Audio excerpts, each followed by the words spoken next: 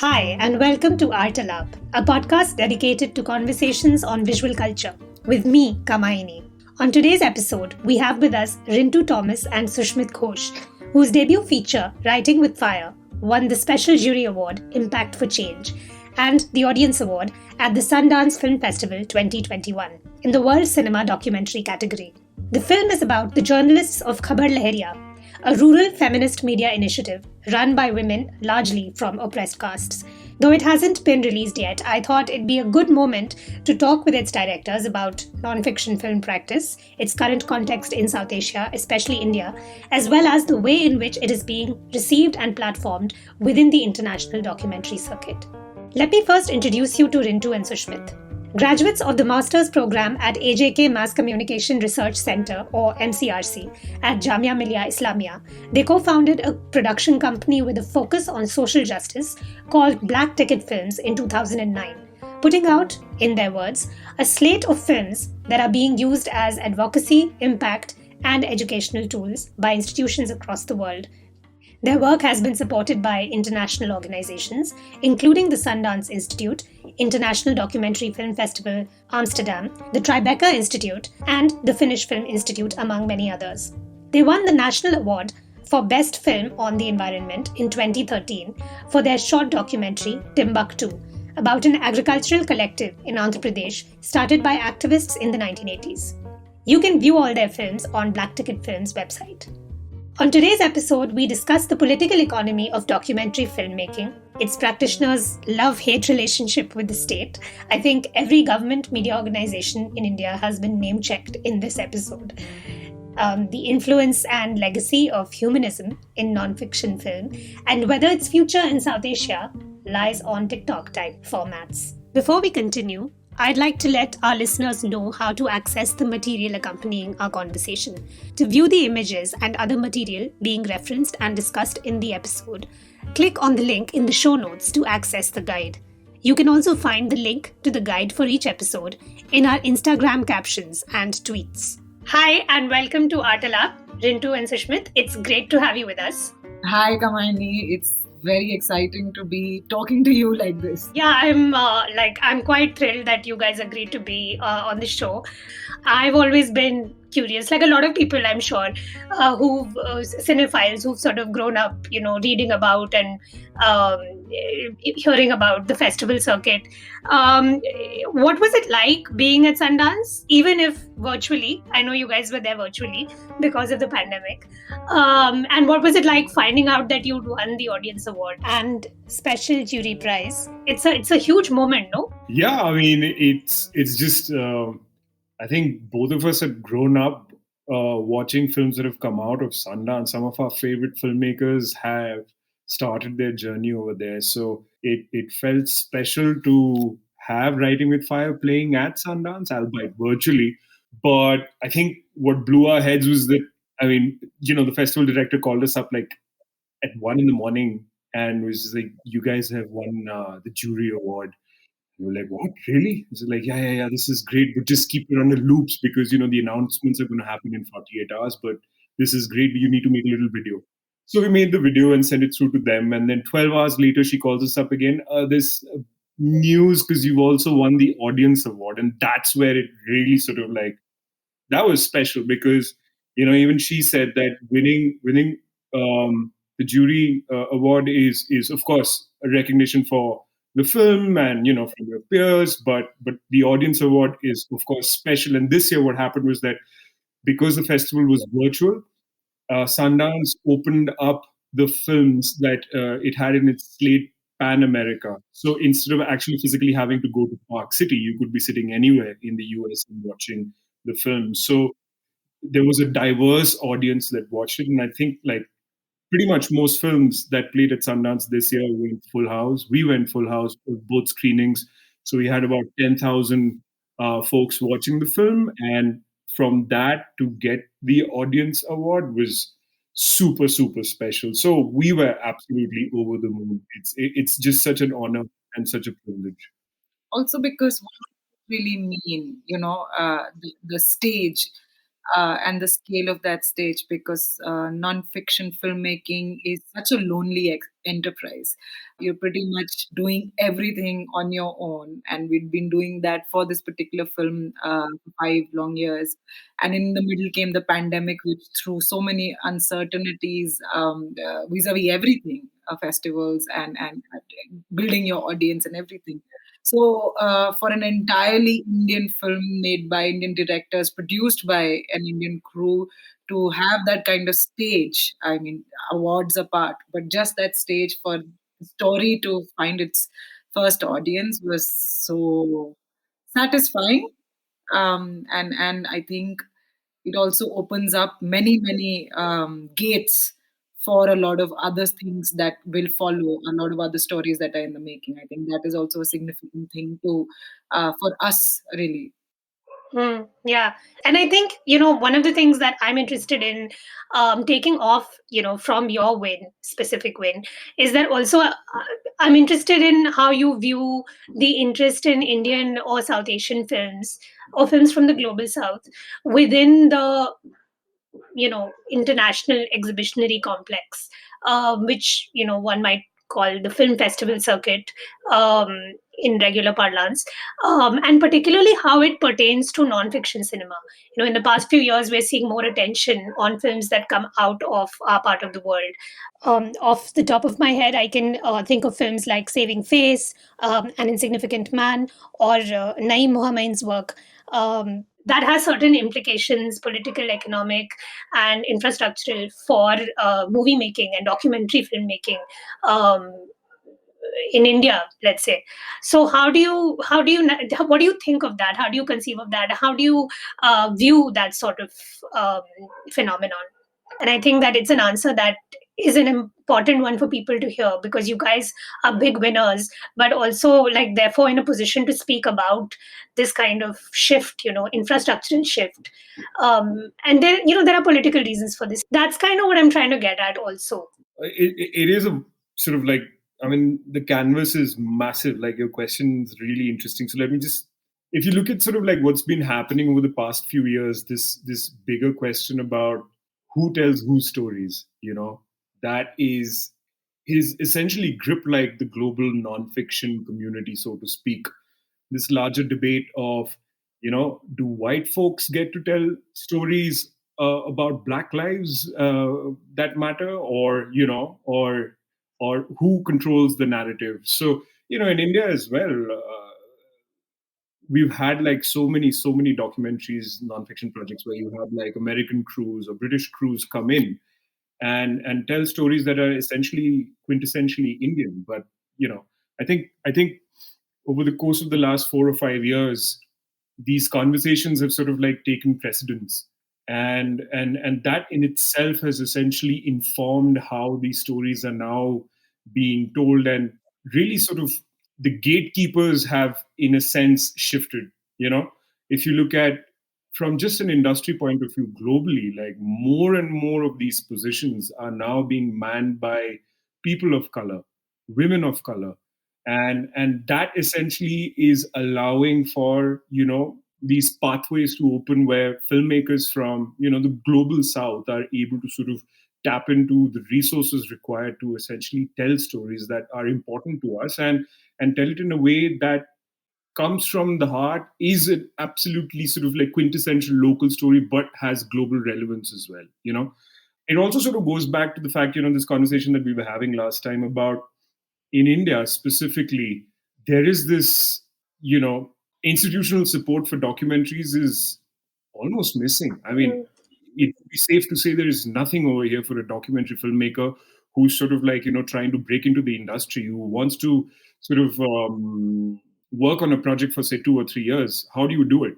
You need to do these side gigs, and it's essentially this gig economy that you need to sort of like, survive, and then put in whatever you're saving into sort of your dream project, right? And you can only in a sense go that far with that. And so for the films that have come out of India over the course of the last, I would say, 7-8 years, if you look at these documentaries, these are films that have been supported by really the institutions that bring a lot of credibility, institutions that bring a lot of strength, institutions that strengthen your own canvas of storytelling, from, say, the Sundance to the IDFAs of the world to, say, commissioning editors with channels who are now supporting stories from the global south. And India, of course, has always been a point of interest because I don't think we're a country, we're literally a continent. I mean, Yeah, I mean, the sheer number of talented people, the sheer volume of talent, that's for sure. I mean, the range of stories that we have, and Mm.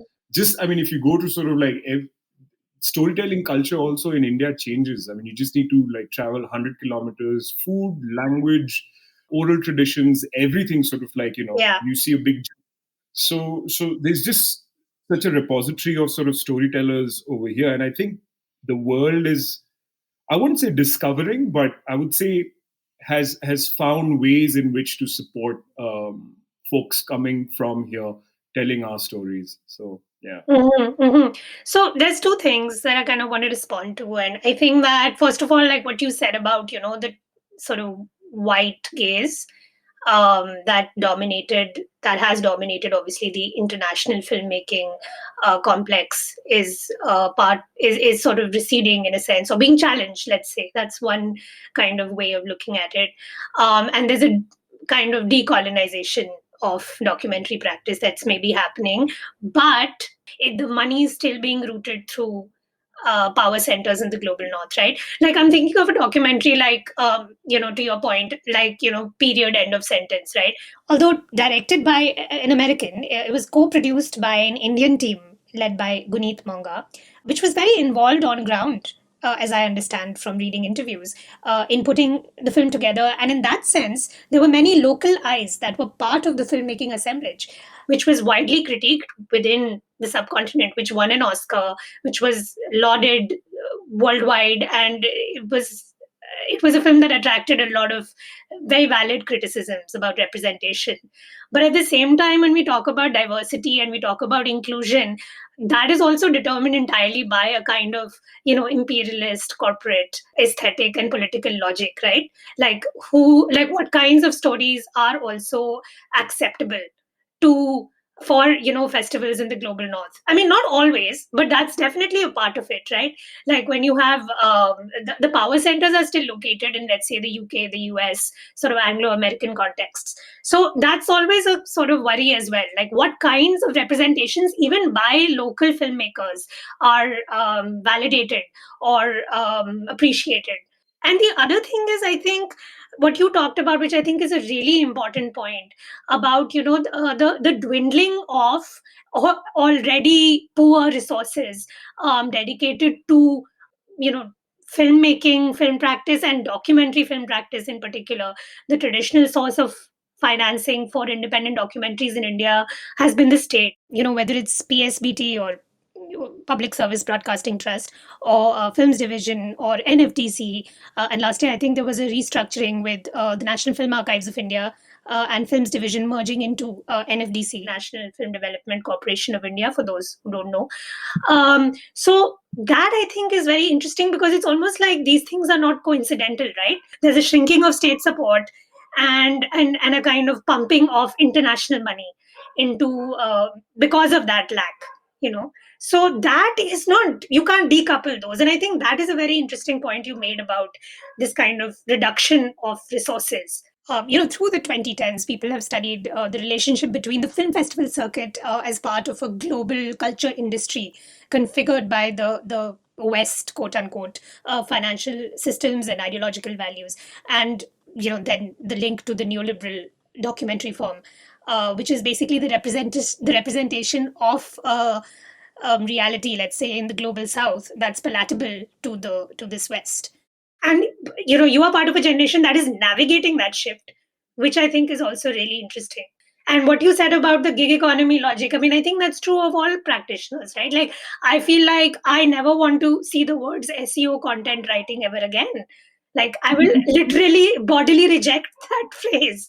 Like, we're all hustling and we're all doing these great creative projects on the side. Yeah, and we've always been on, like, in terms of just wanting to tell our story, it's always been thin ice, right? You want to do five other things so that you can just fund this one thing that you truly believe in, but nobody else does.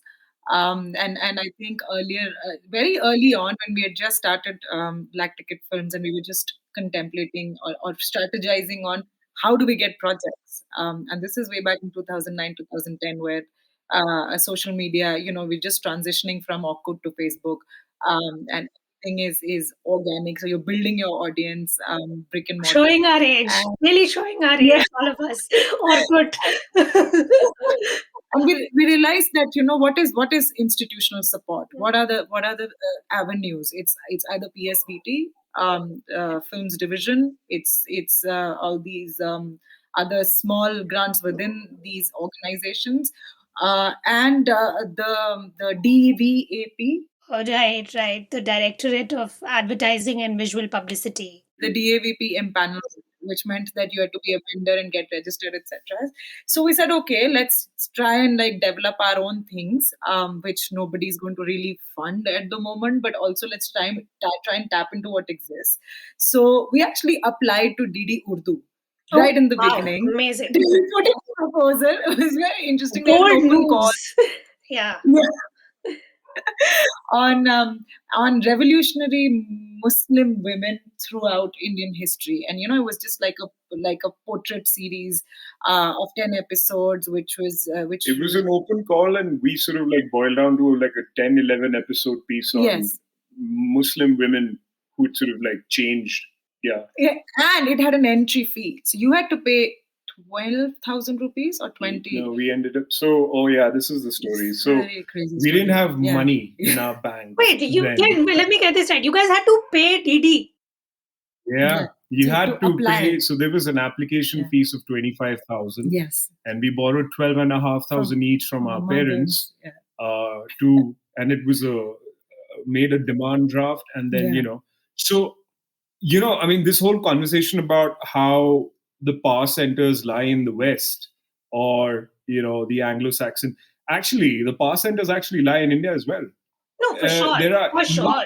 yeah. Not to sort If you of. look at the industry itself, there is nothing stopping, say, an A-list Bollywood producer from coming in and investing in indie fiction or indie non-fiction. Yeah. In fact, even with Writing with Fire, we had approached producers in India along our journey to sort of come on board, and we didn't find that interest. And so obviously when we went sort of like pitching the film globally, and that's where people woke up to the story. And now, of course, everyone's saying, wow, like, why didn't you come to us? And we're like, but we did, and you weren't interested.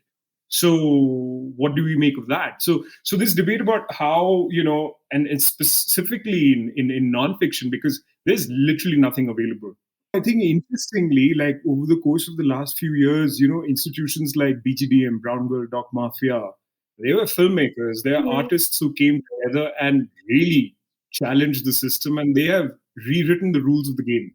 Like BGDM has contested so many sort of like pieces that are being put out by these powerful OTT networks, challenging, who's the producer and why is this executive producer, your choice of, how did you actually get this story made? What was your process? That was really wrong. So, these are not just cultural conversations, but these are conversations that filmmakers are now having with, the guard, so to speak. Yeah. And it's happening. I think that it's really heartening to see that. This whole debate of like how much should we step out of like these boundaries that have been drawn for us and it's scary to do that, especially when you're working in a genre that is such a lonely practice. Yeah. So do you want to stick your neck out? But so many folks are doing that, and but the act of doing that itself has led to so many conversations that are leading to change. It's going to take time, but I think that, it's happening, and the rules are being rewritten.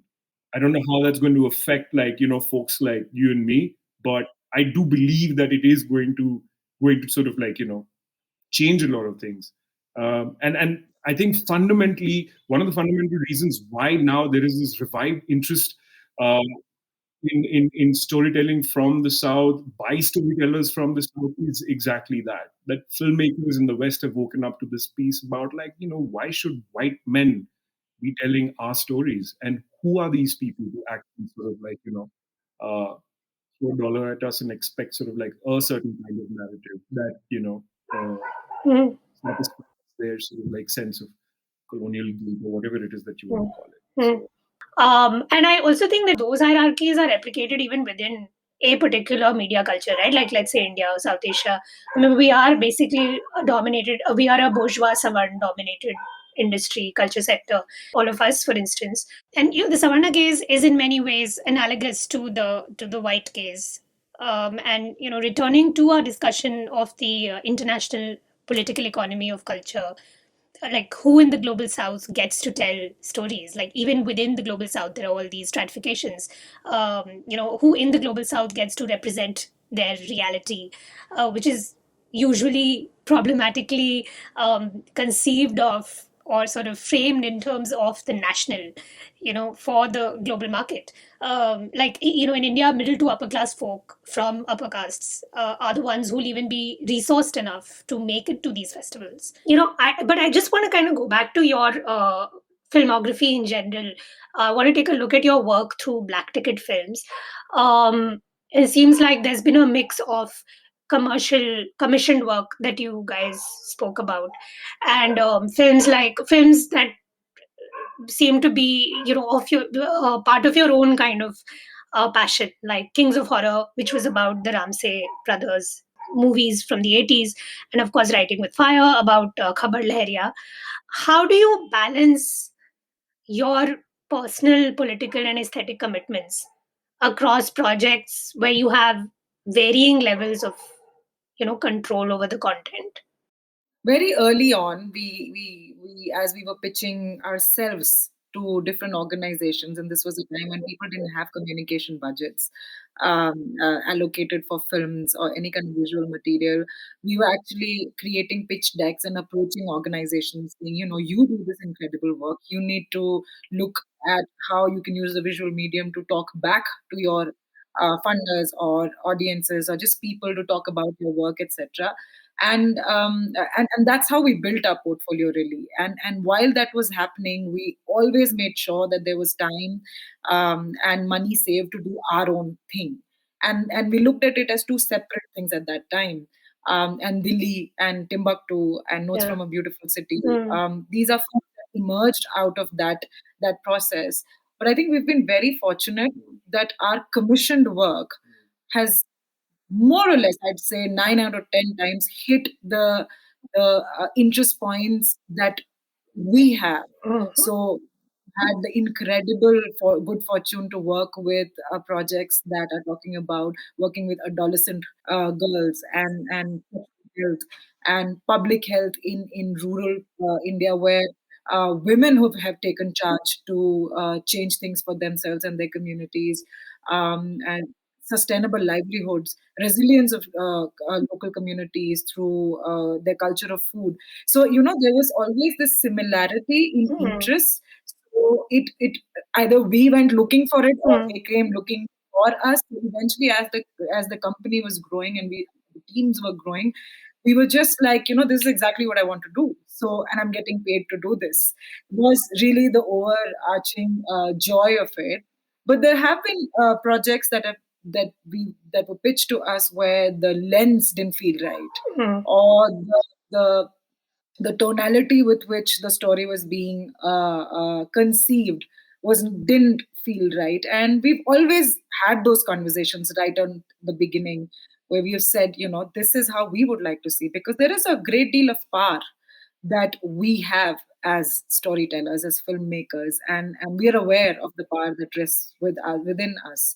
So we want to use that responsibly. And those are very open conversations that we've had with all the folks that were commissioning projects to us. And sometimes those conversations have not really taken a shape or direction that we would have liked, and one has said no to those projects. And even within work that we've done, there have been so many times where you're interviewing somebody, and this could be a young girl who's just fought off child marriage, or a mother who's lost her daughter to because there's no public health in Majuli in Assam, and the climate has actually been around saying, let's ask them this. And where we've stepped in and said no, because what we're trying to get at is not, scratching raw wounds. So it's really these negotiations, it's language, it's how you put across your questions, where we've actively negotiated. And that is a part of our work ethic at BTF. And every person who's worked with us, every person in our team across the past 10, 11 years, that's the culture that we really hold very close to our hearts. So wherever our people, and I call them our people, have gone and now working in different aspects of the industry, we know that this is something that they're carrying. That's what brought us together, and that's what we're actually taking to every project that we go. Yeah. Yeah. And actually, that's, one of the things that I think is really important to keep in mind, even when looking at, a film like Writing with Fire, which I haven't, of course, had the chance to see yet, and so can't comment specifically on, or other films that the shorter documentaries that you made in the past. I'm thinking of like Notes from a Beautiful City, for example, about the communities that were displaced during the 2010 Commonwealth Games held in Delhi. Where there is a kind of danger of exploiting the subject, and because already the gaze is so determined by a subject position that is not symmetrical with the person being interviewed, right? So they're much more vulnerable. And these debates are very old in documentary film practice. From, Grierson onwards, these conversations have been had. This is not new. But like, imagine 120 years later, we're still talking about this within, the discourse of cinema. So, yeah, I mean, and I think that that's something that I also was curious about, the ethic of engaging with other people, because documentary film practice is often, it's about other people, right? And so it's, you can't decouple it even aesthetically from those questions of interpersonal relationships and sort of relational power play, which you may be able to do in fiction film, because fiction shows you what's probable or possible given the specific set of conditions in the world, not what is, to put it really crudely. And I was also actually looking at films like Notes on a Beautiful City, and even Zara, Queen of the Desert, which is a kind of wildlife documentary, and also like the latest Only for 18 and Above, which seems to be like about sort of encouraging people to vote or like participate in elections and democracy. So the postcards to me section of Black Ticket Films, I felt like it reminded me of the films division shots of your, there is that kind of quality, a lot of the thematic, and even some of the formal kind of configurations are sort of reminiscent of that ilk of films. How do you locate your practice within the broader history of the Indian documentary, and even like, or even the contemporary currents? How do you position yourself in that, force field of practices that constitute documentary or non-fiction film in India? One of the core reasons why we essentially started Black Ticket Films was, how do you create non-fiction content that engages the Indian viewer?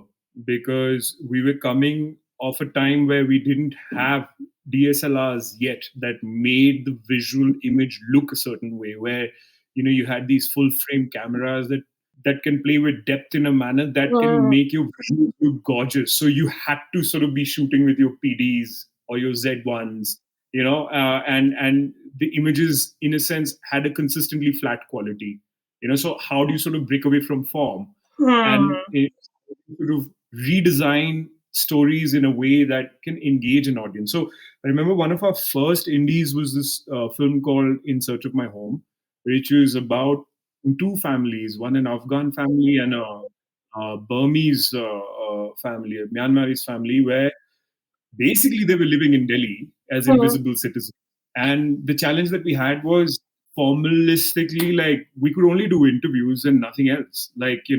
So we decided to sort of like break away from that. And one story was shot entirely as stop motion photographs. So you had scenes playing out, but it's, you see the movement play out as stop motion pieces. And we used text and we, painted on glass, and stuff like that happened. And we put this film out, and this was our first film where we leveraged Facebook And on World Refugee Day, this film played in across 20 countries.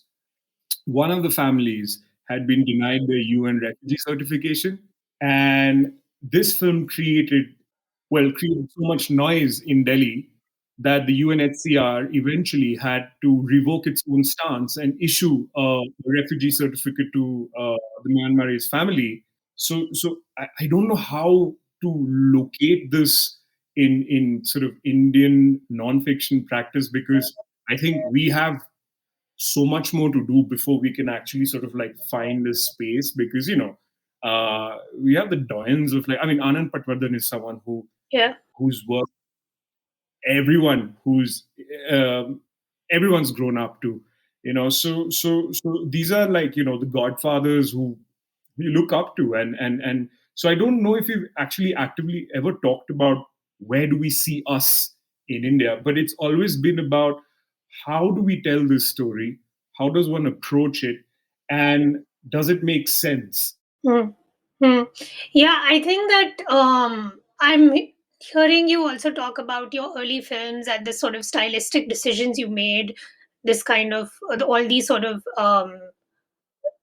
formal choices with regard to, say, the lens and the kind of camera. I mean, especially, like, I'm thinking also of Notes on a Beautiful City. Like, it seemed like more wide angle shots as well, of stills, right? And Yeah.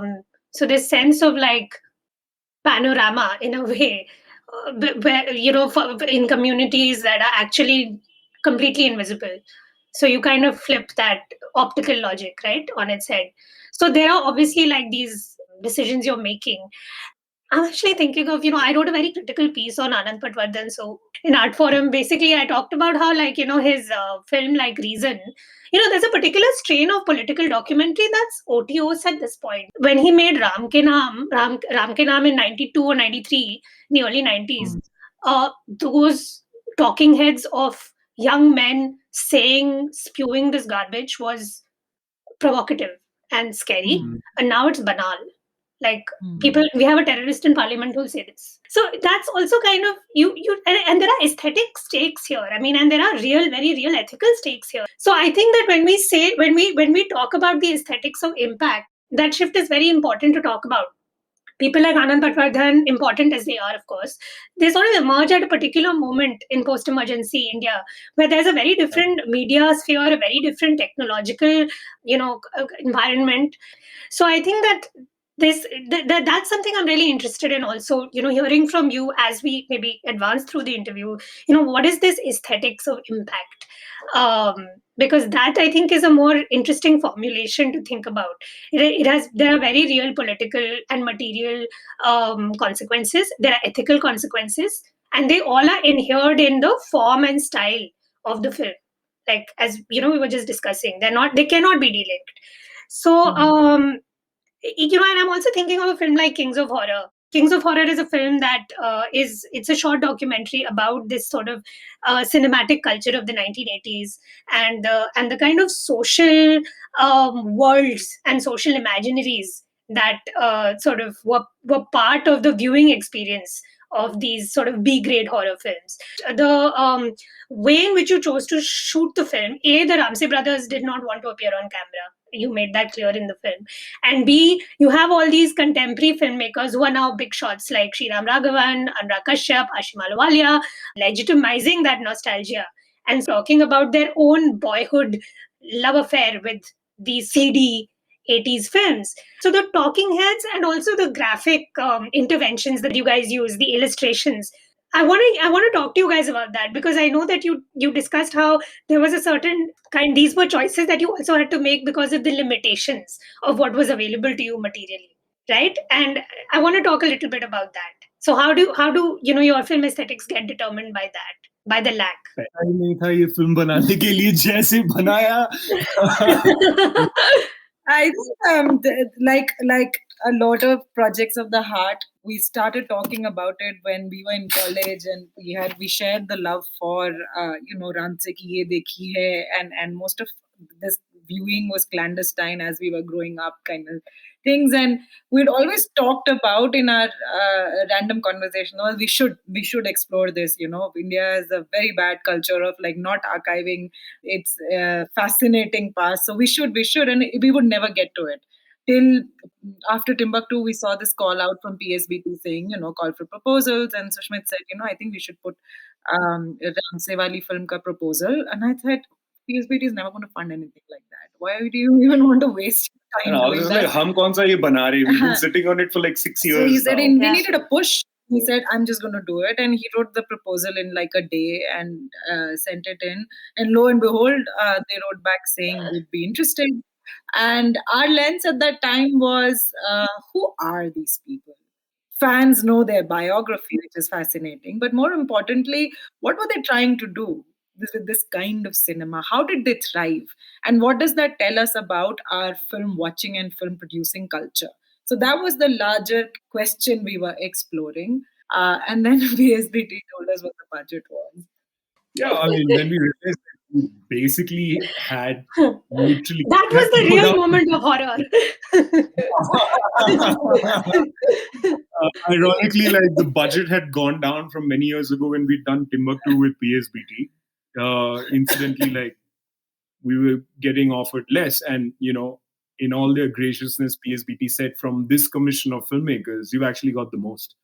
And we were like, "But this doesn't even touch 4 lakhs. Like, how am I supposed to get a team together, let alone travel to Bombay, stay in Bombay, and I mean, you're trying to sort of line up an interview with Anurag Kashyap, and you have no idea whether he's going to give you time or not." And we discovered how notorious the film industry can be, because you land up there, but you got to sort of wait like 3 days before. So through friends and friends of friends, we were able to reach out to these folks, and they were super. They were just like, let's do this. And we discovered why. Because of their love for the Ramsays. I mean, they are big fans of the work of the Ramsays. So I think that is what made making this film so special, because we knew very early on that this was going to be a joyous ode to the Ramsay brothers, whether they decide to come on camera or not.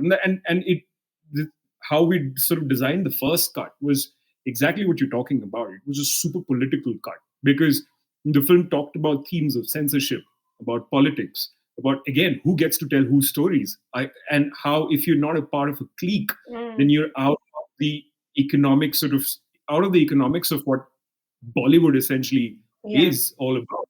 How do you beat the system? And how modern day sort of authors, so to speak, actually have followed the Ramsay model to sort of like, build on they've built on their legacy, but the legacy has never been recognized. And I mean, this is something that we've always talked about. Like, sort of like, when I think about it, like I always go back to the cinematographers like Shubrata Mitra, who shot all of Ray's films, who basically gave us the concept of bounce light. Archiving, like nobody knows who Shubrata Mitra is. Ashok Mehta, like a contemporary legend. किसी को पता ही नहीं है कि अशोक मेहता क्या सोचते lighting के बारे में, उनकी जिंदगी में क्या हुआ था, पार्टीशन में वो इधर आए फिर क्या हुआ. Like, we have no history in India of archiving our greats. And who's to say that the Ramsays are not greats? You know, and who's to say that their work is not amazing? Because you have like distribution houses in Canada, from Canada all the way to Romania and Japan. You have archived the work of the Ramsays, and so why is this legacy sort of like not preserved? And who is in charge of preserving it? So these are the larger questions of the film. I think like what essentially happened was that film buffs such as yourself sort of like really took to it. School of Arts and Aesthetics sort of like they reached out to us and said, we need to show this to our current batch, because it is so in line with each over here, and we need to see like these contemporaries talk about the Ramsays. I mean, we've had a dissertation come out of the SAR, right, on the Ramsays. Kartik Nair, he's done like hundreds of pages on the Ramsays. Bootstrapped budget sort of like pushed us to think, how do we put this thing together? We had these bunch of interviews, fascinating conversations, really. And we said, why don't we put it together, which is not our usual style, but as a talking head film, like harking back to the 80s and the 90s documentaries we all grew up watching. And because of what the content that was coming back to the viewer was so full of revelation stories, anecdotes, and just getting these people, Ajay Agrawal or Aarti Surendra, Somebody lives. somebody himself Yeah. on screen.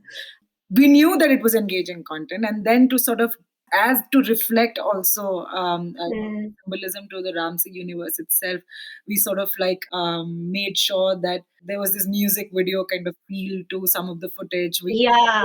our footage with theirs, and to create a short piece that is still tip of the iceberg. That's a project that we would actually love to go deeper into, talk about, and all of our indie work is also extremely political, as you said.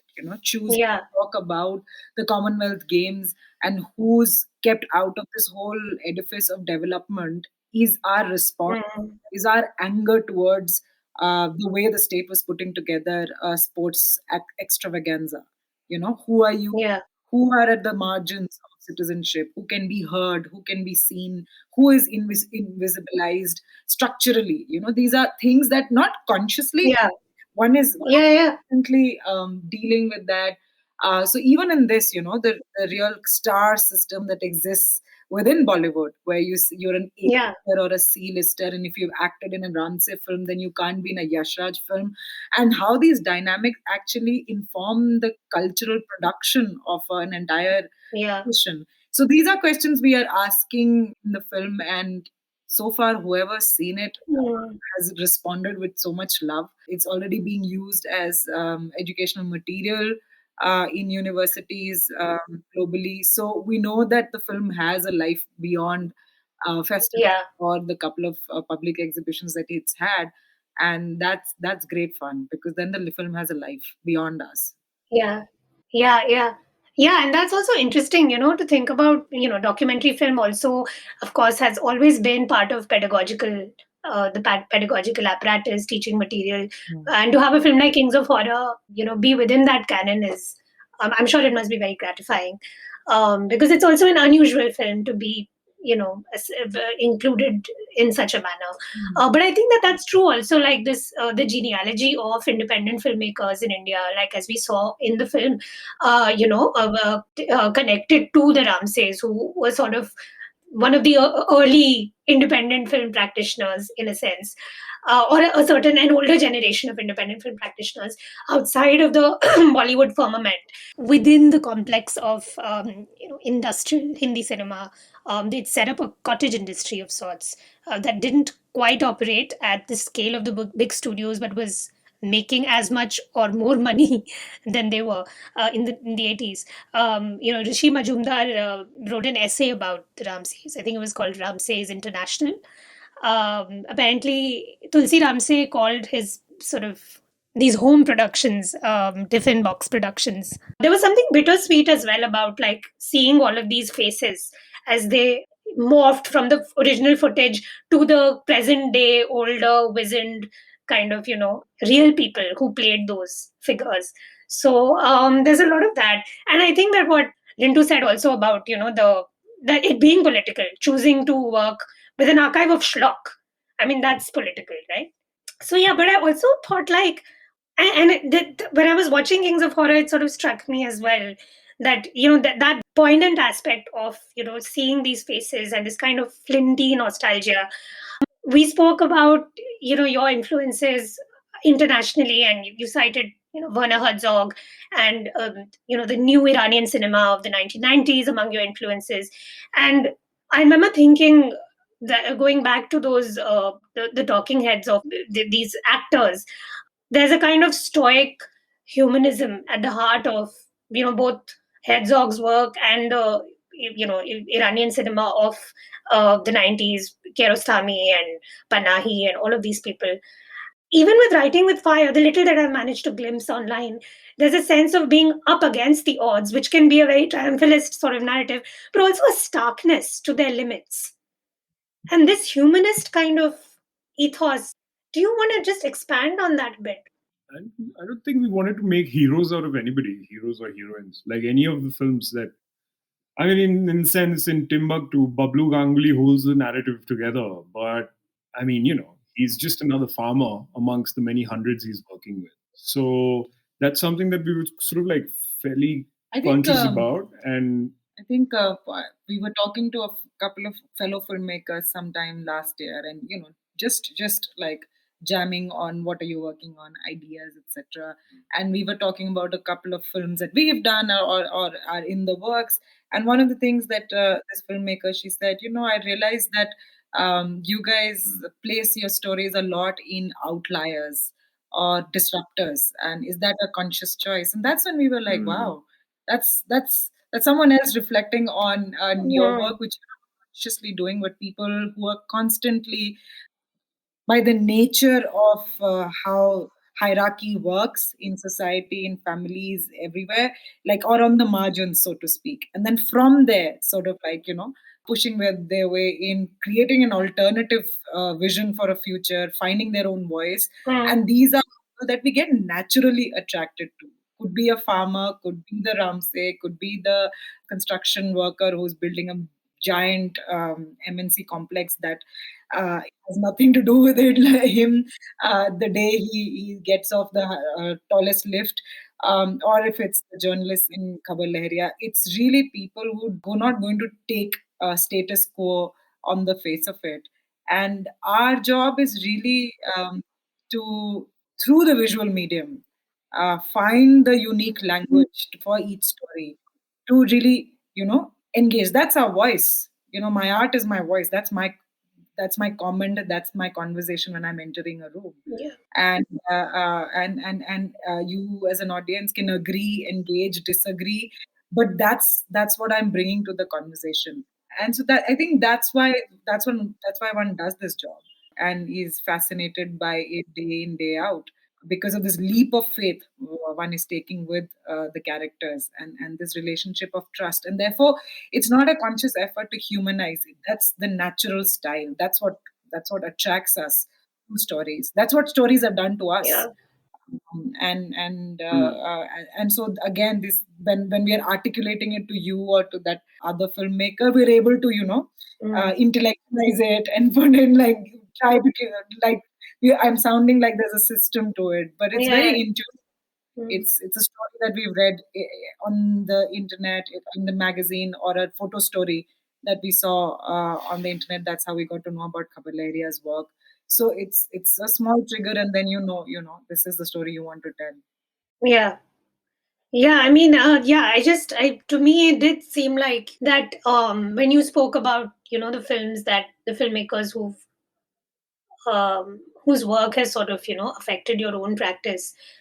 I mean, I'm sure you'll respond, but just that when I think about a film like Grizzly Man, Herzog's documentary, I mean, or like, or Cave of Forgotten Dreams, which is political, like everything is, but it's not explicitly wearing its politics on its sleeves, or Into the Abyss, which is absolutely wearing its politics on its sleeve.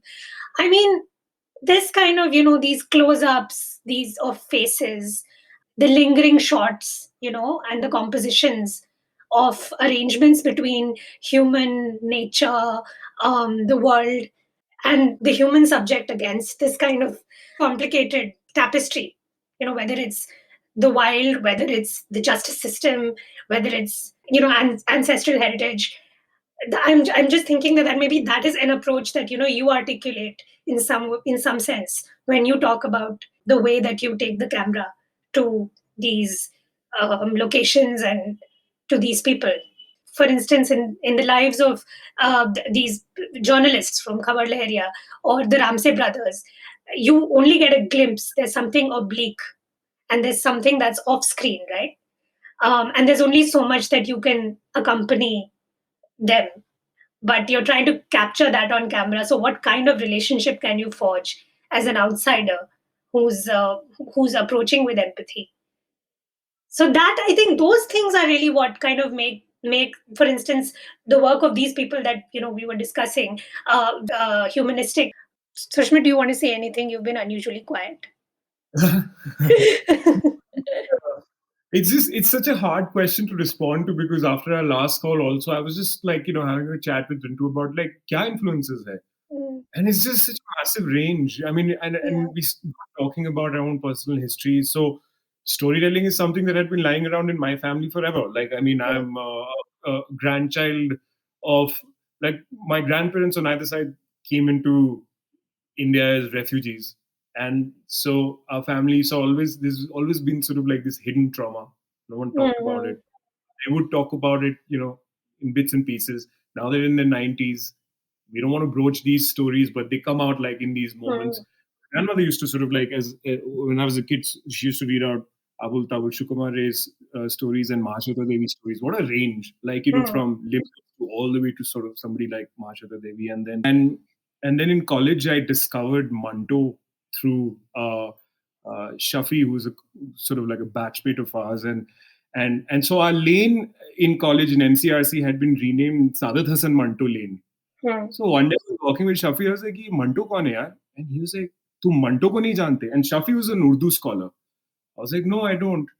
And that was like, I mean, and the joy of like MCRC was As like, a North Indian, it's like, how dare, right? yeah, I mean, it was my level of, I was in my own echo chamber, like such ignorance. He Manto ko nahi jante. So, and Shafi had sort of like, he'd studied Urdu, so obviously, I mean, and the joy of being in Jamia was all 45 of us came from very different sort of like, it was a huge socioeconomic range that represented like India.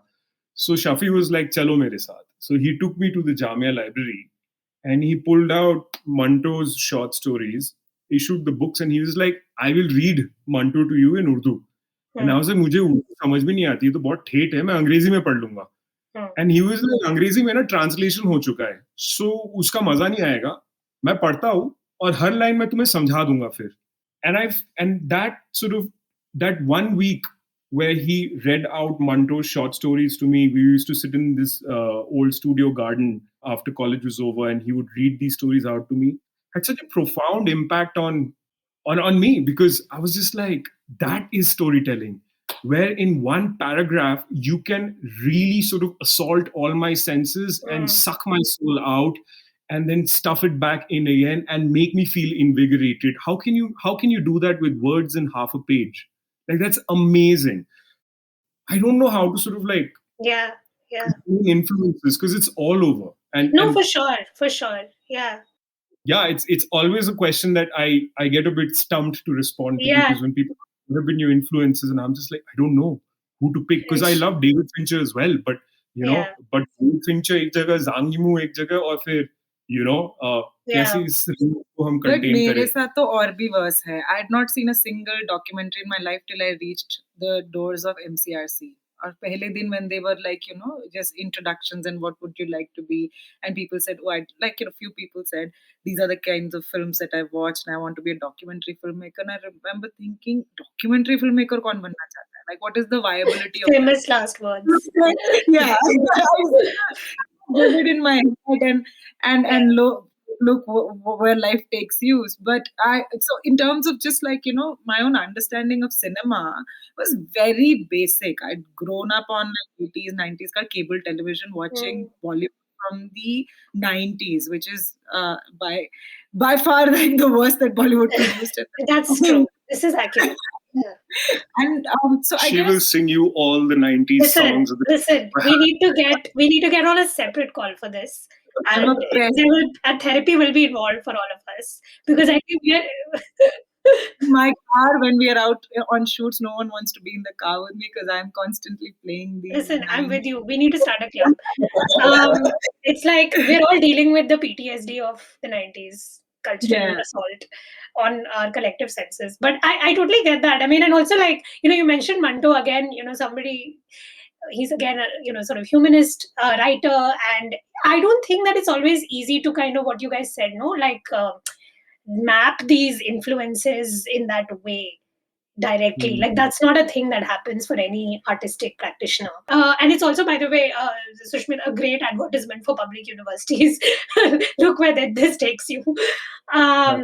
Jamia being this kind of really diverse place with people of different backgrounds. We need that. And you talked about how different your influences were. I am very interested in this kind of collective filmmaking that your practice is constituted by virtue of you being two people who are collaborating constantly and being a unit.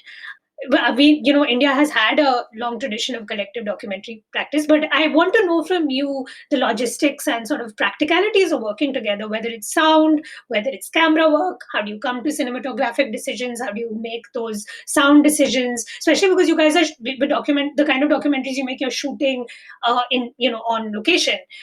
And developing relationships, that's a whole other part of documentary practice that's off camera. So how do you sort of, ये जुगलबंदी कैसे होती है? I think first and foremost is curating the team. कौन है, what is the sensibility that you want on that team for that particular project? And we are really like ants when it comes to planning our shoots.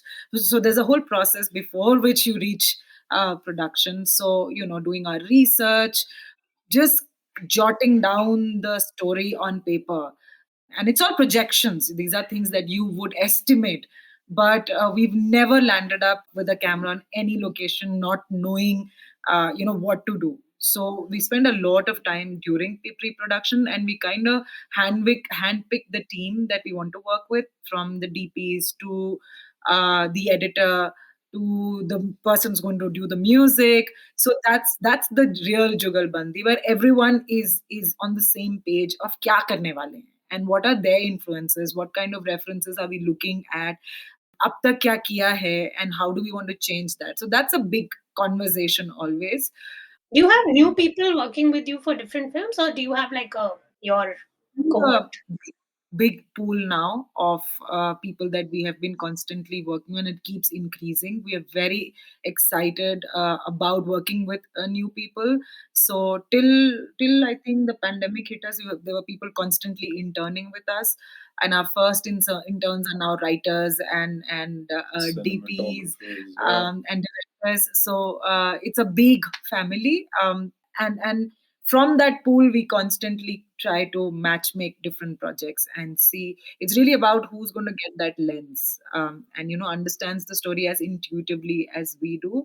And when the actual filming is happening, it's really a choreography of what we know and what's coming towards us as a surprise.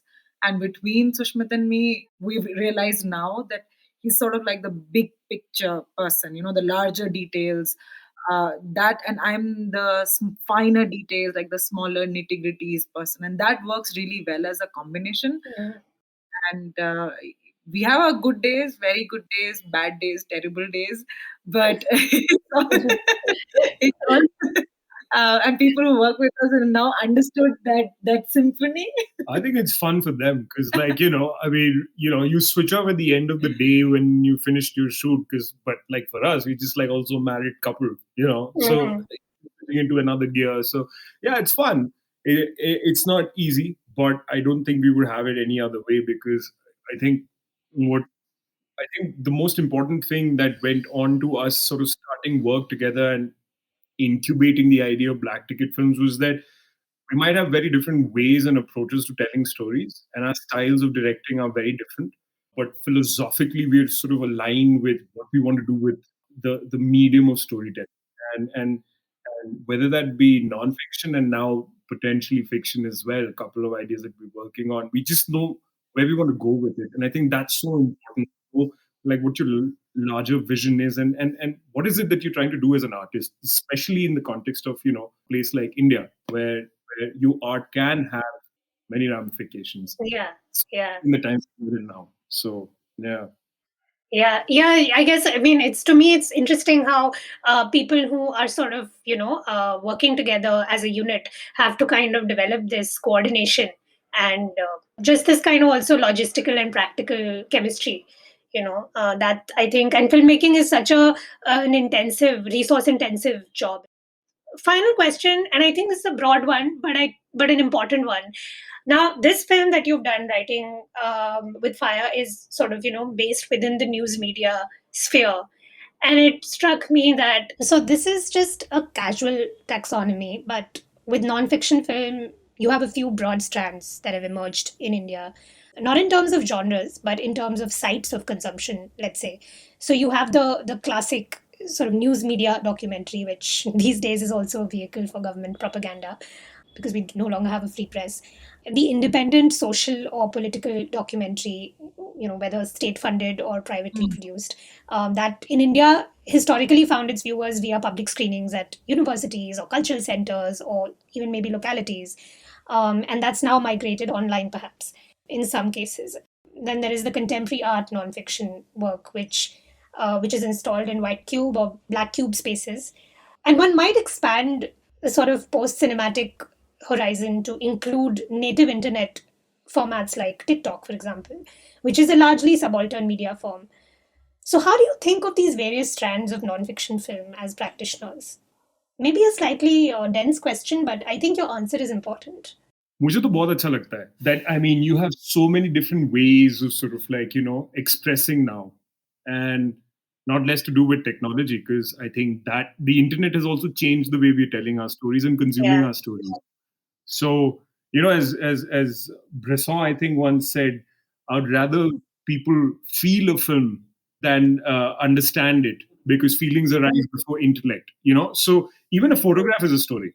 And I remember like Alex Maioli, who is an Italian photographer with Magnum, and his work had a profound impact on me. Now it's like ऐसे ही shoot करना है, black and white में ऐसे ही काम करेंगे हम, कर ही नहीं पाए, हमारी बस की नहीं थी. So but like I mean anything sort of like that can spark your imagination, that can get you to think, whether that be a micro story, whether that be a podcast. I just think it's fantastic that more and more people are getting to tell their stories. And that is what is so beautiful. I think it's about agency. It's really about agency and voice. And now, what oft repeated we're saying, who gets to tell my story, and in what way? The hegemony of the narratorial voice is changing. It doesn't rest with one person with who has access to resources, and everything else that needs you to put together an apparatus of storytelling. It's become delinked to the larger organism, and every moving part is active with possibilities, and that is a very, very joyous time actually to be in. And harking back to your first question of who's actually supporting this kind of work, and in many ways, filmmakers, storytellers in South Asia actually are organisms of their own right and might, and we've figured it. We're telling it on our own. We've not had resources, but we're not wallowing in that depth. And it's not a fair system even there. It's more aged and matured than our systems here, and it takes a while to figure that out as well. But at it, we're also and a lot of us are also doing that on our own terms, and that's liberating. And to watch TikTok is liberating. So I think in terms of cultural production of visual material, we're in a very, very dynamic time, and to be out there with a camera right now is a very exciting time, because now people are more aware. People are now asking us, ये Netflix के लिए बन रही है film. गाँव में जाओगे आप, the first thing we want to ask is drone कब निकालोगे?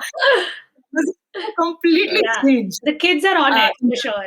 Yeah. Completely. We were shooting in Uttarakhand, and all the women, the farmers, the women were just like, drone se aap ye shot nahi lenge, pahad ke upar se. And that was from 10 years back, where we had to explain everything and what we're trying to do, la la la. Yeah. So all of it is actually a very dynamic time to be producing these stories. Yeah. And I think to circle back to, our initial sort of discussion about who gets to tell these stories as well. I mean, some of the agitprop that has been coming out on TikTok, these kids doing incredible political work as well on these short micro fiction kind of platforms. I mean, the idea is the goal isn't to end up in some major festival, but with the technology and the digital medium being in the hands of young people of across strata, that is it's unprecedented in history, I think, to have that much control over your voice and how you put things out and how you represent yourself and express yourself. So that's truly something that we need to kind of track closely. That's also why the governments across the world keep trying to ban all of these platforms and apps, right? Because they are a threat. I mean, yeah, there's penetration, there's possibility, there's something happening. But thank you so much for your time today. I really appreciate you taking the time to speak to Artalap. It was great having you. Thank you so much for having us. I It was a think pleasure. The pleasure is all ours. And I do want to close the DD Urdu story. We didn't get the project that year. And Spoiler it alert. was traumatizing. And after 3 years, we get a letter by post. After we won the national award, we got a letter by post saying, "Oh, you've been shortlisted. And we'll give you 4 lakh rupees to do 7 episodes." We were like, "That's 4 seems to be this terrible number that chased us for a long time. There's something to that. Yeah. So thank you. It is. And so I think it's been a wonderful opportunity to also recap our own journey and work. And names, PSBT and DD. Yeah, I mean, I guess you guys are immune from any backlash now. तो आप तो बन गए, तो अब तो ठीक है, अभी नाम ले सकते हैं. Also, they've been supporting functions for so many filmmakers, especially I feel that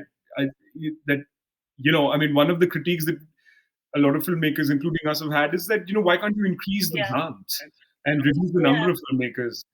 But then the response to that always has been, but then lesser filmmakers, lesser first-time filmmakers, lesser student filmmakers get an opportunity, and that makes sense.